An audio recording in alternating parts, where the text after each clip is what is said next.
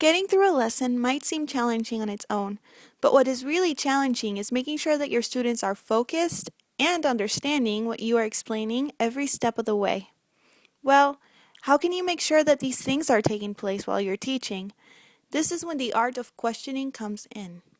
Some of these questioning strategies are frequency, equitable distribution, prompting, repetition, and wait time.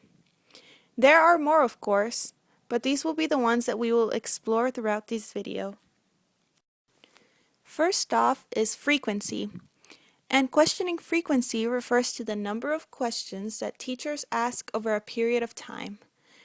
I believe effective teachers ask a variety of questions to better understand how the students are reacting towards their lesson. The more questions we ask, the more accurate our understanding will be of the knowledge of the students, and it will be more likely that our students will be more involved in the lesson. These questions can be both closed and open-ended.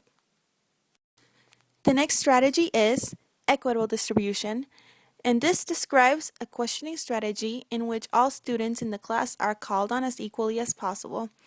We teachers have to communicate to our students that all of them are invited and are expected to participate. I found that a good way to incorporate this questioning strategy in our classrooms is by using popsicle sticks. Each popsicle stick has a student's name written on it. The teacher then picks a random stick and that student has to answer the question. This way, the students know that they are going to be called on at any time during the lecture and they are more willing to participate.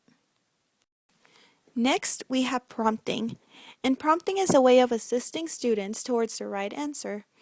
This can be done by asking and naming things that might trigger the right ideas in the students' minds.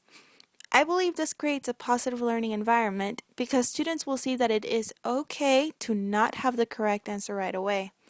With a little help from us, the students can get on the right path. Another strategy is repetition. And the repetition question asks students to reconsider a question or a point that has been made earlier in the lesson. This is an effective way to emphasize key points. This strategy is useful because both teachers and students know that some of the ideas we teach are more important than others. We can also use repetition to let our students know where the lecture is heading.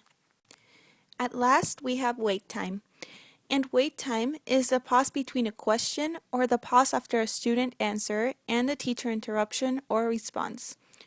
Sometimes, all students need a little time. We know that our classrooms are filled with all kinds of students. Some are faster than others. Time is often the greatest gift we can give to our students. Although these strategies are widely researched, you will not find the best ones for your classroom until you have tried them out.